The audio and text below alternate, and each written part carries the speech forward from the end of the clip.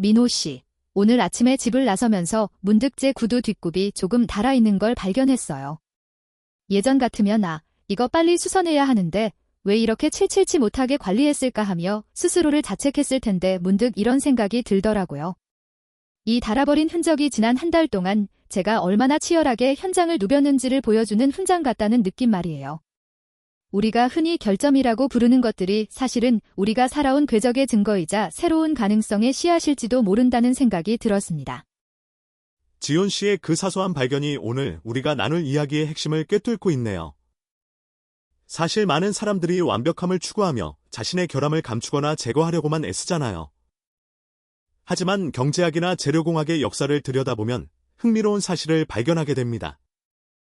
전설적인 검으로 알려진 고대 다마스쿠스 강철의 비밀이 바로 그 증거거든요. 이 검은 현대의 어떤 기술로도 재현하기 힘든 인장 강도와 예리함을 자랑하는데 놀랍게도 그 강함의 원천은 순수한 철이 아니라 그 안에 섞인 불순물에 있었습니다. 불순물이 오히려 강철을 더 강하게 만들었다는 말씀인가요? 보통 불순물이라고 하면 제품의 질을 떨어뜨리는 방해 요소로만 생각하기 쉬운데 그게 어떻게 90배나 높은 강도를 만들어낼 수 있었는지 정말 궁금해지네요. 역사적으로도 순수 혈통을 강조하던 집단보다 다양한 문화가 섞인 사회가 더 강한 생명력을 가졌던 것과 맥락이 닿아 있는 것 같아요. 정확한 지적입니다. 다마스쿠스 강철 내부의 불순물들은 탄소 나노튜브와 같은 구조를 형성해서 외부의 충격을 분산시키고 균열이 확산되는 것을 막아주는 역할을 했거든요. 이걸 현대 비즈니스에 대입해보면 더욱 흥미롭습니다. 2023년에 주목받았던 한국의 스타트업 A사의 사례가 대표적인데 이들은 초기 제품에서 발생한 잦은 시스템 오류라는 결함을 숨기지 않았어요. 오히려 그 오류를 실시간 사용자 피드백의 창구로 활용해서 경쟁사보다 2배나 빠른 업데이트 속도를 확보했죠. 고객들은 완벽한 제품보다 자신들의 목소리가 즉각 반영되어 진화하는 과정에 더 큰 매력을 느꼈고 결과적으로 30%나 높은 고객 충성도를 달성했습니다. 결함을 감추는 대신 그것을 소통의 도구로 재해석한 전략이군요. 하지만 민호 씨, 여기서 한 가지 의문이 생겨요. 단순히 결함이 많다고 해서 다 성공하는 건 아니잖아요.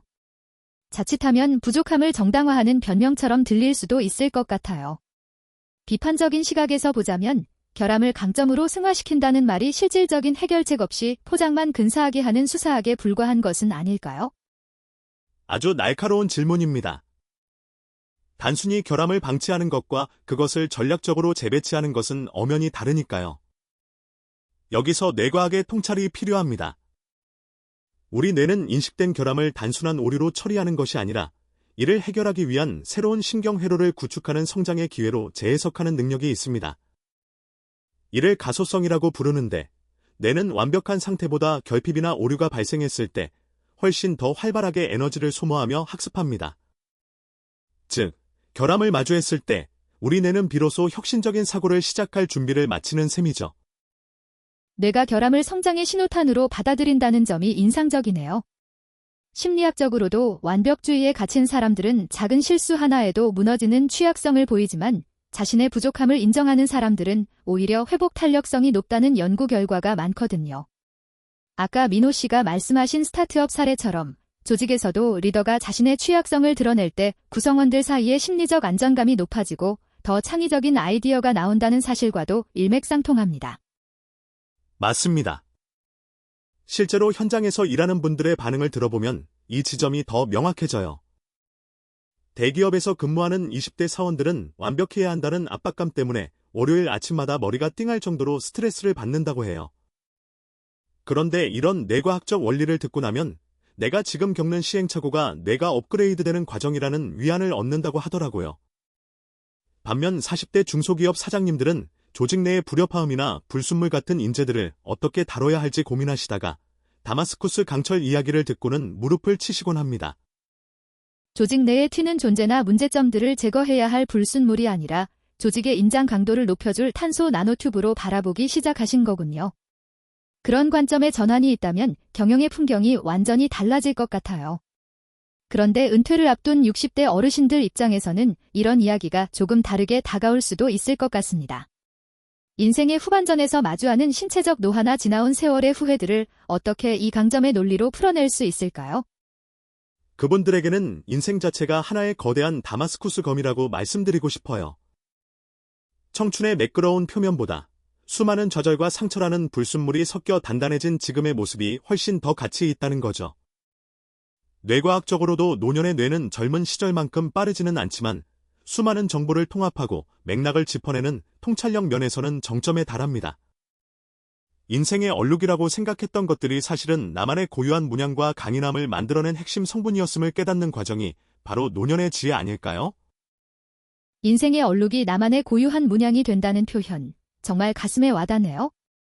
결국 결함이라는 것은 우리가 그것을 어떤 시선으로 바라보느냐에 따라 파괴적인 약점이 될 수도 있고 세상을 베어낼 만큼 예리한 강점이 될 수도 있다는 뜻이겠죠. 우리가 스스로의 부족함을 미워하느라 낭비하는 에너지를 그 부족함이 만들어낼 수 있는 새로운 구조를 설계하는 데 쓴다면 우리 삶은 훨씬 더 견고해질 것입니다. 맞습니다. 경제학적 관점에서도 자본을 가장 효율적으로 배치하는 방법은 결점을 없애는 데 몰두하는 것이 아니라 그 결점이 가진 고유한 특성을 시장의 니즈와 연결하는 것입니다. 스타트업 A사가 오류를 피드백의 기회로 바꾼 것처럼 우리 개개인도 자신의 상처나 결핍을 타인과 공감하고 소통하는 독보적인 자산으로 전환할 필요가 있습니다. 그것이 바로 불순물 가득한 철광 속에서 천하의 명검을 뽑아내는 연금술의 본질입니다. 오늘 이야기를 나누면서 저도 제 구두의 다른 뒷굽을 다시 보게 되네요. 이건 수선해야 할 결함이 아니라 제가 오늘 하루를 얼마나 성실히 살아냈는지를 증명하는 가장 아름다운 흔적이라는 확신이 듭니다. 청취자 여러분도 오늘 거울 속에서 혹은 업무 일지 속에서 발견한 자신의 결함을 너무 미워하지 않으셨으면 좋겠어요. 그 불순물이야말로 여러분을 무너지지 않게 지탱해줄 가장 강력한 지지대가 될 준비를 하고 있을지도 모르니까요. 우리가 완벽해지려고 노력할수록 뇌는 경직되지만 우리의 틈을 인정할 때 비로소 뇌는 춤을 추기 시작합니다. 다마스쿠스 강철의 그 아름다운 물결 무늬가 사실은 수많은 두드림과 불순물의 결합에서 탄생했다는 사실을 기억하시길 바랍니다. 여러분의 삶에 섞인 그 이질적이고 불편한 요소들이 결국 여러분을 그 누구보다 강하고 예리한 존재로 벼려내고 있다는 사실을요. 오늘의 정픽이 준비한 인사이트가 여러분의 마음에 작은 균열을 내고 그 사이로 새로운 빛이 스며들기를 바랍니다. 다음 시간에는 우리를 주저앉게 만드는 두려움이라는 감정이 어떻게 창의성의 원동력이 될 수 있는지 그 반전의 심리학을 들고 다시 찾아오겠습니다. 함께 해주신 여러분 고맙습니다. 여러분의 결함이 곧 여러분의 가장 강력한 무기입니다. 오늘 하루도 그 무기를 멋지게 휘두르는 당당한 시간 되시길 응원하겠습니다. 감사합니다. 고대 다마스쿠스 강철의 비밀은 순수한 철이 아니라 그 안에 섞인 불순물의 조화에 있었습니다.